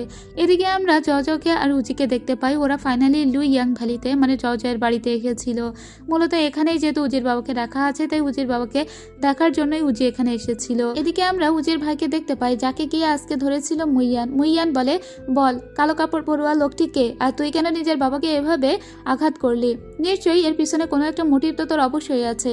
ওই লোকটি কে যে তোর কাছে এসেছিল এবং কর্পস স্ল্যাব বিদ্যা তোকে শিখিয়ে দিয়েছে? তখন ছেলেটি বলে, আমি তো জানি না সত্যি, আমার কাছে এসেছিল বইকে এবং আমি আমার নিজের বাবাকে আহত করেছি, এটাও ঠিক, তবে আমি জানি না ওই কালো কাপড় পরুয়া লোকটিকে, তবে ওই লোকটি এই সিংশু সেক্টরের ভিতরেই কেউ একজন হবে। এই কথা শোনার পরে তখন মুইয়ান বলে, আচ্ছা ঠিক আছে, এটুকু বলার জন্য ধন্যবাদ, এটা বলে চলে যায়। তখন উজির ভাই বলে, জাস্ট এটুকুই? এদিকে জজকে দেখতে পাই, জজ নিজের বাড়িতে এসে বেশ রিল্যাক্সড ছিল।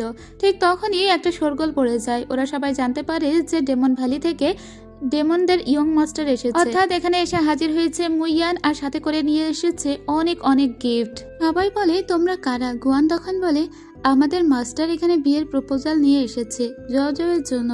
আমাদের মাস্টার দেখতে সুন্দর, তাছাড়া সে একটা ক্লানের এখন সর্দার, তাহলে তার তো এরকম কোনো ওয়েই নাই যে সে আপনাদের জয়কে বিয়ে করতে পারবে না।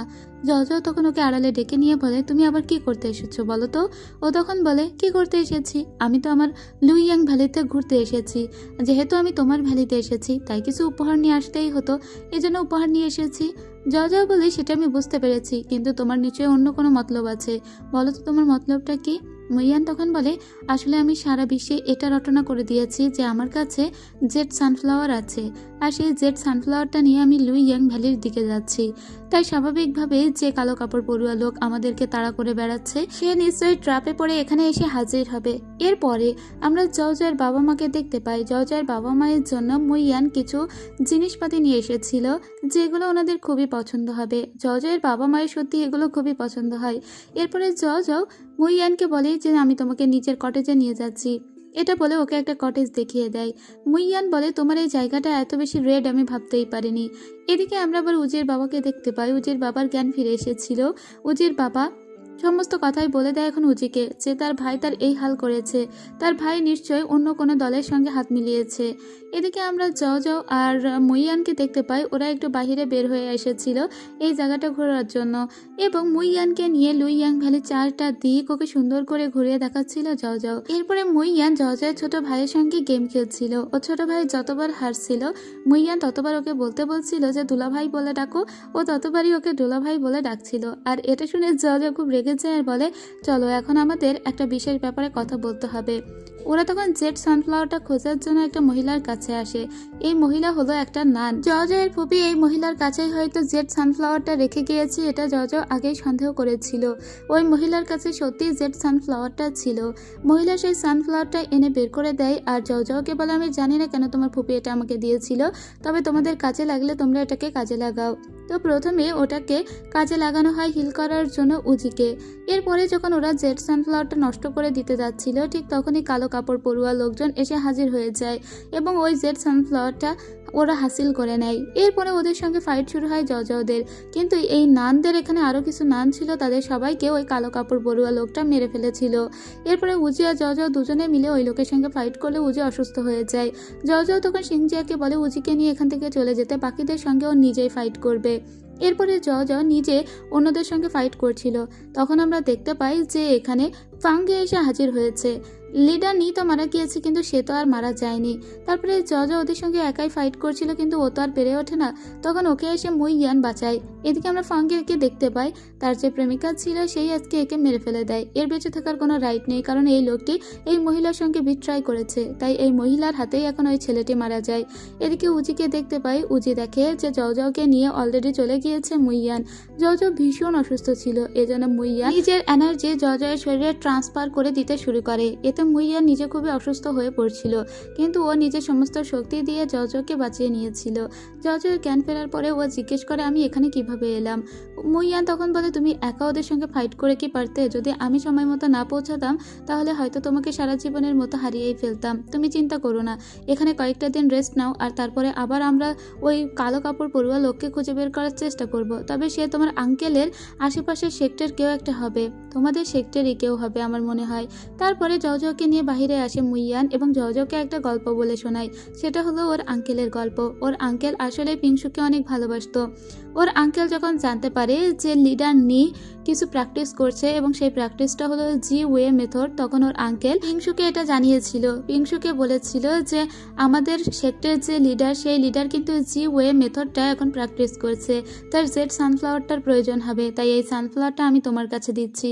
এটা বলে পিংশুর কাছে এই সানফ্লাওয়ারটা দিয়েছিল। তাছাড়া তারা একসঙ্গে অনেকদিন সময় অতিবাহিত করেছে। এরপরে একদিন পিংশুর সঙ্গে বিয়েও করে নিয়েছিল আমার আঙ্কেল। ইয়ান বলে, তোমার ফুপি আসলেই আমার আঙ্কেলকে অনেক ভালোবাসতো, তবে এদের ভিতরে একটা ফাটল ধরে যায় এক সময়। সেই ফাটলটা কে ধরিয়েছিল জানো? সেই ফাটলটা ধরিয়েছিল ইংদাই। ইংদাই বলে দেয় সারা পৃথিবীতে যে জিওয়ে মেথডটা যে বা যারা প্র্যাকটিস করছে তারা সবাই একসময় পাগল হয়ে যায়। আর সব থেকে বেশি বড় করে এটা ছড়ানো হয়েছিল যে আমার আঙ্কেল নাকি জি ওয়ে মেথডটা ফলো করছে। আর এর জন্যই একদিন তোমার ফুপি এসে আমার আঙ্কেলকেই মেরে দেয়। যদিও আমার আঙ্কেল কিন্তু ওই মেথডটা ফলো করছিল না। তোমার ফুপি ভেবেছিল আমার আঙ্কেলের কাছে জেড সানফ্লাওয়ার ছিল, তাই হয়তো সে এই মেথডটা ফলো করছে। আসলে আমার আঙ্কেলের নামে মিথ্যা রটনা হয়েছিল, এর জন্য আমার আঙ্কেলকে সেদিন বাধ্য হয়ে মরে যেতে হয়, তাও তোমার ফুপির হাতেই। কিন্তু তোমার ফুপি যখন বুঝতে পারে, তোমার ফুপি সত্যি ভীষণ কষ্ট পেয়েছিল। আর তারপরে লিডার নিকে তোমার ফুপি নিজে মারতে গিয়েছিল। লিডার নি মূলত জি ওয়ে মেথডটা প্র্যাকটিস করতো। তাহলে এখনও নিশ্চয়ই এমন কেউ আছে আমাদের আশেপাশে যেও এই জি ওয়ে মেথডটা প্র্যাকটিস করার চেষ্টা করছে। আমাদেরকে তাকে খুঁজে বের করতেই হবে। এই গল্প শুনে খুবই খারাপ লাগে। যাও বলে তোমার আঙ্কেল সত্যি নিজের জীবনের সমস্তটা হারিয়ে ফেলেছিল। আমার ফুপিকে সে খুবই ভালোবাসতো, আমার ফুপিও তাকে সত্যিই খুবই ভালোবেসেছিল। কিন্তু আমার ফুপি ভুল বুঝেছিল, তাকে ভুল বোঝানো হয়েছিল। তোমার আঙ্কেল আমার ফুপিকে বলেছিল যে লিডার নি হয়তো বেশি দিন বাঁচবে না, বড্ডজোর 3 বছর। তাও আমার ফুপি শেষ পর্যন্ত তাকে হত্যা করতে গিয়েছিল, কারণ যারা জি ওয়ে মেথডটা প্র্যাকটিস করে তারা শেষ পর্যন্ত পাগল হয়ে যায় এবং তারা পৃথিবীতে অনিষ্ট করে বেড়ায়। তাই আগে তাদেরকে হত্যা করে ফেলেছিল ওর ফুপি। যাই হোক, এখন হুট করে খুবই অসুস্থ হয়ে পড়েছিল মুইয়ান এবং মুইয়ানকে রেখে আবারও চিংসু সেক্টে ফিরে আসে। ও বলে যে আমার মনে হয় লি ওয়েনশনি ওই সেই কালো কাপড় পরুয়া লোক যে তার আঙ্কেলের পাশে সব সময় থাকে। এই সন্দেহ নিয়ে মূলত ও আবার চিংসু সেক্টে ফিরে এসেছিল। তবে ফিরে এসে ও দেখতে পায় ওর আঙ্কেল জুচির বাবার সঙ্গে কথা বলছে। এদিকে জুচির বাবা অলরেডি ধরে ফেলেছে কালো কাপড় পরুয়া লোকটি যে জি ওয়ে মেথডটা ফলো করে, সেটা আর কেউই নয়, সেটা হলো লিডার চি। এটা যখন উজি আর যাও দেখতে পায়, ওরা অবাক হয়ে বলে, কি আঙ্কেল আপনি ওটা ফলো করেন? তখন ওর আঙ্কেল বলে, তাহলে তো লোকানোর আর কিছুই নেই। আসলে আমি ওই জি ওয়ে মেথডটাকে ফলো করছি, আর আমি স্যালিভা কালেক্ট করতে তোমাদের পাঠিয়েছিলাম ওই স্নো মাউন্টেন বিচে। আমি জেড সানফ্লাওয়ারটা ছিনিয়ে নিয়ে এসেছি, তাছাড়া নাইট অর্কিডও আমার হাতেই আছে। যখন ওর আঙ্কেলকে জিজ্ঞেস করে এগুলো সে কেন করছে, ওর আঙ্কেল বলে, আমি প্রতিশোধ নেওয়ার জন্য এটা করছি। পিংশুকে আমি অনেক ভালোবাসতাম, কিন্তু পিংশু মারা গিয়েছে এমনভাবে যে ওর জন্য জাস্টিস এনে দিতেই আমি এটা করেছি। এই পৃথিবীতে কারোর বেঁচে থাকার কোনো রাইট নেই। এই ছেলেটির সঙ্গে পিংশুর বিয়ে ঠিক হয়েছিল। সুজের বাবা যদি পিংশুকে আগলে রাখতে পারতো তাহলে হয়তো পিংশু অভাবে মারা যেত না। এ পিংশুকে আগলে রাখতে পারেনি বলেই পিংশু মারা গিয়েছে, তাই এরকে আজকে আমার হাতেই মরতে হবে। এটা বলে ওখানে ফাইট শুরু হয়ে যায়, আর উজিও ভিতরে ওর আঙ্কেলের সঙ্গে ফাইট শুরু করে। জজকে বাহিরে বের করে দেয়। যখন পুরোটা বুঝতে পারে, তখন সিদ্ধান্ত নেয় আঙ্কেলই যখন ওদের বড় শত্রু, তখন অবশ্যই ওদের আঙ্কেলকে প্রতিহত করতে হবে।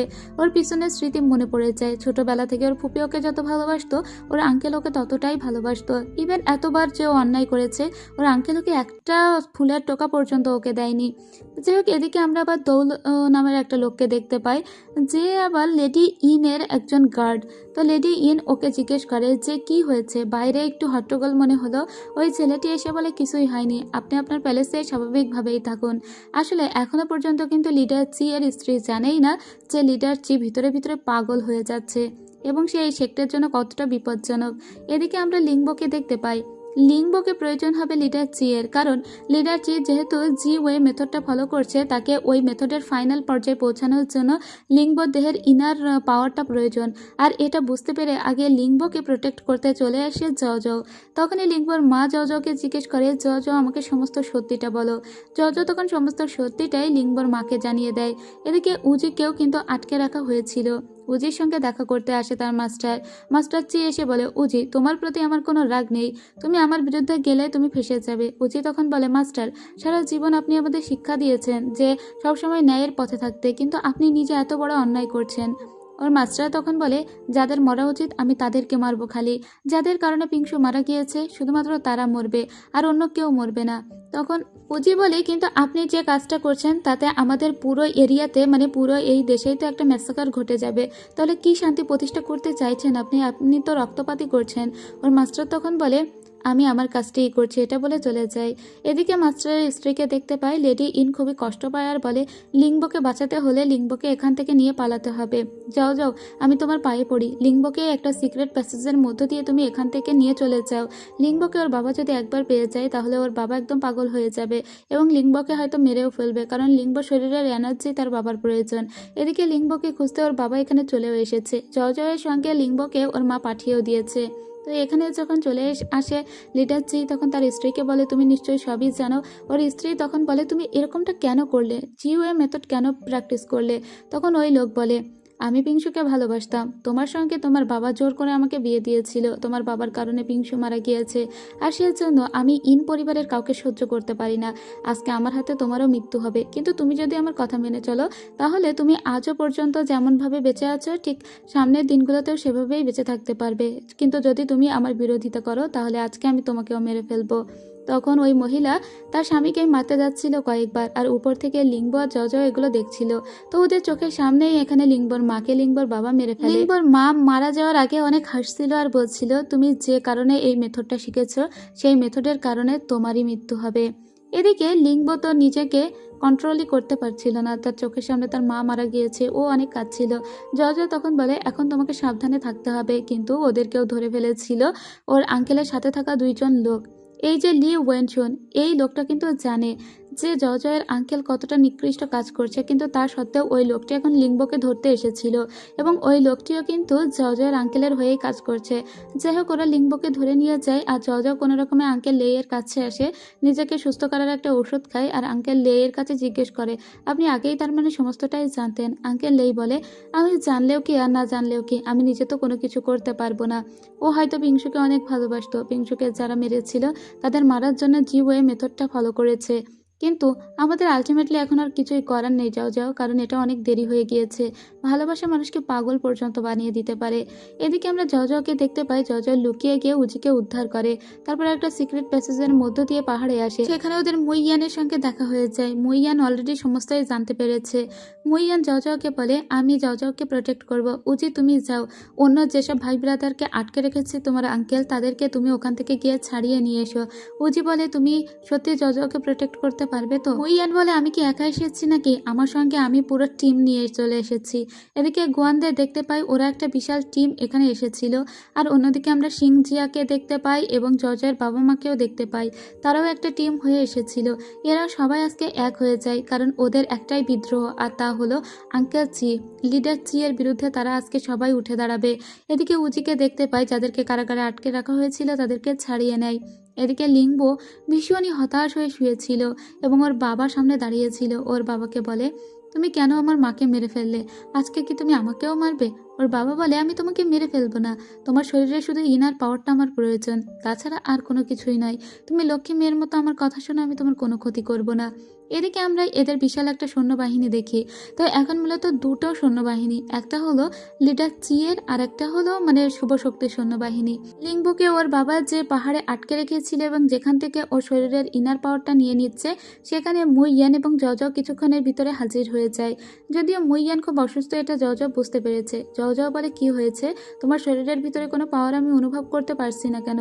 কিন্তু এই মুহূর্তে মুইয়ান তো বলে না যে জজয়ের শরীরেও সমস্ত পাওয়ার দিয়ে দিয়েছে। কিছুক্ষণ পরে ওরা লিঙ্গকে খুঁজে পায়, আর এখানে লিডার চি বলে, তোমরা আসলেই ক্লেভার, তোমরা খুব সহজেই আমাকে খুঁজেও পেয়ে গিয়েছো, তবে আজকে হয়তো তোমাদের মরতে হতে পারে। লিডার চি বলে, জজ তুমি এখনো পর্যন্ত এই ডেমন ছেলেটিকে নিজের সাথে রেখেছো, তুমিও কি তোমার ফুপির মতোই ভুল করতে চাও? মুইয়ান তখন বলে, ওর ফুপি কোনো ভুল করেনি, আর তাছাড়া আঙ্কেল চাং আমাকে আগেই বলেছিল যে চিংশু সেক্টরের ভিতরেই এমন একটা ভূত লুকিয়ে আছে, মানে শস্যের ভিতরে ভূত খোঁজার অবস্থা আর কি। আঙ্কেল চাং আগেই সন্দেহ করেছিল যে চিংশু সেক্টরের ভিতরেই হয়তো এমন একটা ইভিল পার্সন লুকিয়ে আছে যাকে খুঁজে বের করা কঠিন, তবে আমি ভাবিনি সেটা আপনিই হবেন। জজ তখন জিজ্ঞেস করে, যদি আঙ্কেল চাং জানতো যে এখানেই কেউ একটা লুকিয়ে আছে, তাহলে আঙ্কেল চাং কেন বলেছিল যে লিডার চিকে তোমার দেখভাল করতে? তখন এই কথা শুনে আবার মুইয়ান বলে, কারণ সব থেকে ডেঞ্জারাস জায়গাটাই হলো সব থেকে সেফেস্ট জায়গা। যাই হোক, এখন যেহেতু শুভ শক্তি আর অশুভ শক্তির লড়াই হচ্ছিল, আজকে বাবা মেয়ে মুখোমুখি হয়েছে, ওদিকে উজি আর ওর ভাইও মুখোমুখি হয়েছে। যার সঙ্গে যার লড়াই ছিল সে আজকে তার সঙ্গে লড়াই করছে। এবার এদিকে আমরা এই শাওলানকে দেখতে পাই যে তার বাবাকে প্রায় হত্যা করে ফেলেছিল, কারণ শাওলানের মাকে তার বাবাই মেরেছে জঘন্যভাবে। কিন্তু শেষ পর্যায়ে শাওলানকে ওর বাবাই মারতে যাচ্ছিল, তবে সাংওয়ান পিছন থেকে ছুরি মেরে শাওলানের বাবাকে মেরে দেয়। তখন শাওলান বলে, আমি হব নেক্সট উত্তরসূরি, মা আমি তোমার জন্য রিভেঞ্জ নিয়েছি। এদিকে লি ওয়েনশুনকে দেখতে পায়, এ তো লিডার চিয়ের হয়ে কাজ করে, আর সে মনে করে সে যা করছে তা ঠিক করছে, তাই তার সঙ্গেও ফাইট হয়। এদিকে জজের আঙ্কেলকে দেখতে পায়। লিডার চিয়ের একটা সময়ে একটা বিশেষ ওষুধ খাওয়ার কথা ছিল, সেই ওষুধটা নিয়ে দৌলো ওই আঙ্কেলের সামনে আসে, কিন্তু ওষুধটা দিতে গিয়ে সে ছুরি মেরে দেয় লিডার চিকে। লিডার চি তখন বলে, তুমি আমাকে ছুরি কেন মারলে? ছেলেটি তখন বলে, আপনি আপনার স্ত্রীকে মেরেছেন, এখন লিঙ্গকে মারতে চাইছেন, এটা আমি কোনোভাবেই হতে দিতে পারি না। এদিকে আমরা উজিকে দেখতে পাই, উজি নিজের ভাইকে আজকে মেরে দিয়েছিল কারণ ওর ভাইও লিডার চিয়ের সঙ্গে হাত মিলিয়েছে। ওদিকে লিডার চিকে দেখতে পাই সে কিন্তু পরিপূর্ণ পাগলের পর্যায়ে চলে গিয়েছিল, কারণ যে বা যারা জি ওয়ে মেথডটা ফলো করবে সে তার নিজের সন্তানের যদি ইনার পাওয়ারটা নিয়ে নেয় তাহলে সে সব থেকে বড় এবং ভয়ানক পাগল হয়ে ওঠে। আর লিডার চিয়ের বেলায় সেটা হয়েছিল, সে কিন্তু এখন নিজের কন্ট্রোলে নেই। আসলে জি ওয়ে মেথডটা কি সেটা আপনাদের জানতে মন চাচ্ছে নিশ্চয়ই। এটা এরকম একটা পাওয়ার যেটা হাতের তালু দিয়ে করা হয়, ওই হাত দিয়ে বা তালু দিয়ে কাউকে স্পর্শ করলেও সে লোকটি মারা পর্যন্ত যেতে পারে। আর এটা খুবই ভয়ানক একটা মেথড। ধরেন কাউকে একটা থাপ্পড় দিলে সেই লোকটি মারা গেল, সো পৃথিবীতে কত বড় হুমকি স্বরূপ এরকম লোকজন, একবার চিন্তা করুন। আর যে লোক এই পদ্ধতিটি অনুসরণ করবে তার সমকক্ষ কেউ হতে পারবে না। তবে এখানে মুইয়ানকে দেখতে পায় সে লিডার চিয়ের সঙ্গে ফাইট করে, আর পিছন থেকে জজ এসে ওর আঙ্কেলকে ছুরি মেরে দেয়। তাই মুইয়ান এখন যেটা অ্যাপ্লাই করছিল সেটা হলো এই জি ওয়ে মেথডের ঠিক অপোজিটটা, মানে এইসব লোকজনদের প্রতিহত করতে গেলে আরও একটা মেথড আছে, সেটা আবার ফলো করেছিল মুইয়ান। তো এটা ফলো করা কিছুক্ষণ পরেই দেখা যায় যে লিডার চি যে নিজেকে কন্ট্রোল করতে পারছিল না, চোখ লাল হয়ে গিয়েছিল, তার চোখ হুট করে কালো হয়ে যায় এবং সে আবারও নিজের কন্ট্রোলে ফিরে আসে। জজ তখন লিডার চিকে আঙ্কেল বলে ডাকে আর বলে, আঙ্কেল তুমি এবার নিজের হুঁশে তো ফিরে এসো, এভাবে নিজেকে শেষ করে দিও না। আমার ফুপি যদি জানতে পারে তার রিভেঞ্জ নেওয়ার জন্য তুমি এরকমভাবে নিজেকে শেষ করে দিচ্ছ তাহলে আমার ফুপি কষ্ট পাবে। লিডার চি তখন নিজেই নিজেকে হত্যা করে আর বলে, আমি এবার শান্তিতে থাকবো। এভাবে লিডার চি মারা যায়। যাই হোক, এদিকে এ ঘটনার শেষের পরে আমরা দেখতে পাই যে অনেক অসুস্থ হয়ে পড়েছিল মুইয়ান, যেহেতু ও আগে থেকেই অসুস্থ ছিল। তো মুইয়ানকে নিয়ে একটা জায়গায় চলে এসেছিল যাও যাও, আর যাও যাও ওর পাশে সারাক্ষণ ছিল।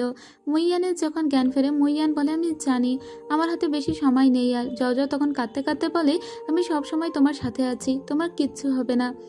জওকে মুইয়ান বলে, আমি চেয়েছিলাম পেং বার্ডের পিঠে ওঠে আমরা আরও অনেক দূর ঘুরে বেড়াবো, হানমাই মাউন্টেন তোমাকে ঘুরিয়ে দেখাবো, কিন্তু তা বোধহয় আর হবে না।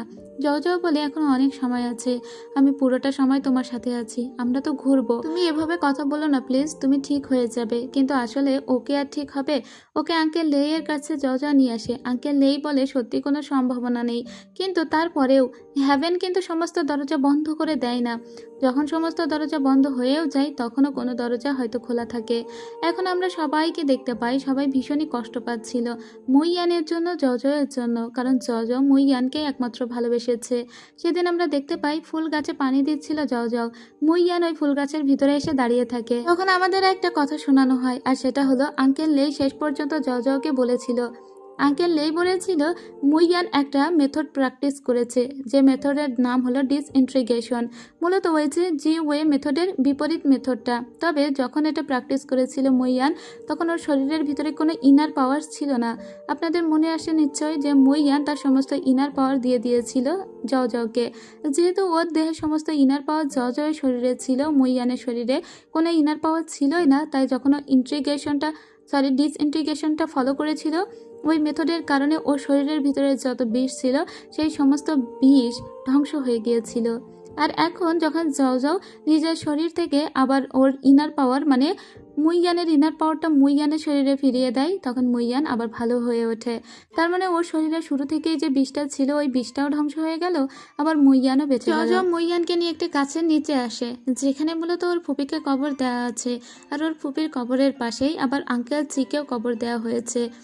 জওকে তখন জিজ্ঞেস করে, মুইয়ান তুমি তোমার আঙ্কেলকে হেট করো না, ওনাকে এখানে কবর দিলে যে? তখন ও মুইয়ানকে বলে, আমার আঙ্কেলকে হেট করি না আমি, সে আসলেই আমার ফুপিকে অনেক ভালোবাসতো, সেজন্যই তো সে ওরকম পাগল প্রায় হয়ে উঠেছিল। এখন আমি চাই তারা শান্তিতে ওপারে থাকুক। এরপরে আমরা দেখতে পাই যে মুইয়ান এবং জয়ের বিয়ের জন্য ঘর বাড়ি সমস্ত কিছু সাজানো হচ্ছিল। এই পুরো প্যালেসটাই সাজানো হচ্ছিল, বিভিন্ন রকম বা দূর দূরান্ত থেকে আত্মীয় স্বজন আসছিল। এদিকে জজকে দেখতে পাই জজ চিন্তা ভাবনা করছে, ও একটা বিজনেস শপ দিবে, আর সেই শপ কোথায় কোথায় দিবে ও সেসব নিয়ে পড়েছিল। আর মুইয়ান মেয়েদের মতো বিভিন্ন ড্রেস গায়ে দিয়ে দেখছিল, বিয়ের ড্রেস পাতি আর কি। কিন্তু মুইয়ান রাগ করে জজের উপর যে আগামীকালকে ওদের বিয়ে আর জজ এখন বিজনেস নিয়ে পড়ে আছে। তখন জজ ওকে একটু কিস করে, মুইয়ান তখন সমস্ত রাগ আবারও ভুলে যায়। এর পরের দিনের দৃশ্য দেখতে পাই দূর দূরান্ত থেকে আত্মীয় স্বজন আসছিল। প্রথমে আমরা জুসিকে এবং তার স্ত্রীকে দেখতে পাই, এরা এখন এখন বর্তমানে একটা কাপল ছিল, তো ওরা সুন্দর কিছু গিফট নিয়ে এসেছিল এই বিয়েতে। এরপরে আমরা লিঙ্গকে আর ফেন্সিকে দেখতে পাই, ওরাও এখন একটা কাপল। আর এরপরে আমরা চিরকুমার উজিকে দেখতে পাই। আসলে যারা সিঙ্গেল তাদের অরাটাই অন্যরকম, একে দেখতে ভীষণই পাওয়ারফুল লাগছিল। যাক, এরপরে আমরা জজকে দেখতে পাই, বিয়ের জন্য ওকে সুন্দর করে সাজানো হচ্ছিল। এরপরে আমরা আরও একটা লোককে দেখতে পাই যে জজের বিয়ে উপলক্ষে গিফট নিয়ে এসেছিল, যার নাম ওয়াং জাও। তবে কেউ এই ওয়াং জাও লোকটাকে চিনতে পারে না। জজ উপর থেকে তাকিয়ে ওয়াং জাওকে একবার দেখে। জজ বলে, আমি তোমাকে চিনতে পেরেছি, তুমি নিজের চেহারা বদলে এখানে এসেছো। আসলে ওই ছেলেটি হলো সেই ছেলে যে নিজের রূপ বদলাতে পারতো আর অন্য মানুষের রূপও বদলে দিতে পারতো। সেই ছেলেটিও যখন জানতে পেরেছে জজয়ের বিয়ে, তখন সেও একবার জজয়ের জন্য কিছু গিফট নিয়ে এসেছে, তবে নিজের চেহারা বদলে। জজ খুশি হয়েছে যে এ একটা সাধারণ জীবনযাপন করছে এখন, যেটা জজ শুরু থেকেই চেয়েছিল। এরপরে যখন জজ জানতে পারে যে উজি অলরেডি এখানে চলে এসেছে, জজ তখন দৌড়ে নিচে চলে আসে, কারণ উজির সঙ্গে ওর বিশেষ কথা আছে। সবাই বলে, আরে আজকে তোমার বিয়ে, নিজের হাতে করে পান পাতাটা তো নিয়ে যাও। কিন্তু জজ উজির সামনে এসে হাজির হয়ে যায়। উজি বলে, আসলে আমি আরও আগে আসতে চেয়েছিলাম, কিন্তু কাজকর্মে বিজি হয়েছিলাম, কারণ উজি এখন সিংসু সেক্টর লিডার। জজ তখন বলে, আরে এসব কোনো ব্যাপার না, আমি তো তোমার সঙ্গে আজকে একটা বিশেষ ব্যাপারে কথা বলতে চাই। সেটা হলো, আমি একটা বিজনেস শপ ওপেন করতে চাই, আর তা কিন্তু আমি তোমার সাথে শুরু করতে চাই। এটা বলে যখন বিজনেস নিয়ে উজির সঙ্গেও কথা বলতে যাচ্ছিল, তখন পিছন থেকে আমরা দেখতে পাই একটা লাল রশি এসে জয়ের কোমরে জড়িয়ে যায়, আর এই রশিটা দিয়ে ওকে জড়িয়েছিল মুইয়ান। মুইয়ান টেনে নিয়ে জয়কে নিজের কাছে নেয় আর বলে, বিজনেস নিয়ে পরেও কথা বলা যাবে, সময় হয়ে গিয়েছে, আগে চলো বিয়েটা করে ফেলি। এরপরে ওদের বিয়েটা হয়ে যায়, আর ওদের এই বিয়েটা এত মজা মাস্তিতে হয়েছিল যে যেন একটা আনন্দের বন্যা বইছিল। সবাই ভীষণই খুশি হয়েছিল। সবাই এই বিয়ে উপলক্ষে অনেক নাচাগানাও করে। আর ওদের বিয়ে হয়ে যাওয়ার পরে আমরা ওদের সবাইকে দেখতে পাই, ওরা সবাই একটা জায়গায় দাঁড়িয়ে একটা সুন্দর গান গাইছিল। পিংশুর আমলটাও দেখতে পাই, আবার জয়েরটাও দেখতে পাই, এবং ওদের এই মেলবন্ধনের মধ্য দিয়েই জেনারেশন টু জেনারেশন ড্রামাটি শেষ হয়ে যায়। তো কেমন ছিল এই ড্রামার গল্প? ড্রামাটা আমার বেশ ভালো লেগেছে, তবে এই ড্রামা আরো বেশি সুন্দর হতে পারতো, হয়তোবা কাহিনী আরো বেশি ইন্টারেস্টিং করা যেত। যাই হোক, ড্রামাটা আপনাদের ভালো লাগলেই সার্থকতা। তো আজকে এখানে ড্রামাটা শেষ করছি, দেখা হবে নতুন কোনো গল্পে। জয় ইরানের যত ড্রামা আছে সবগুলো আমার ভালো লেগেছে, আর জয় ইরানের অভিনয় এখানে খুবই ভালো হয়েছে। নায়ক নায়িকা দুজনেই আমার অনেক প্রিয় হয়ে গেল আরও। যাই হোক, এরপরে আপনারা কোন ড্রামার গল্প শুনতে চান তা অবশ্যই জানাবেন, আর শেষ পর্যন্ত আপনাদের কার কি কমেন্ট তা কিন্তু অবশ্যই জানাবেন। উজির জন্য কারো খারাপ লেগেছে কিনা সেটাও বলবেন। আমার উজির জন্য একটু খারাপই লেগেছে, বেচারা সিঙ্গেলই থেকে গেল ঠিক আমার মতো। যাই হোক, দেখা হবে পরের কোনো গল্পে, ততক্ষণ ভালো থাকুন, সুস্থ থাকুন, খোদা হাফেজ।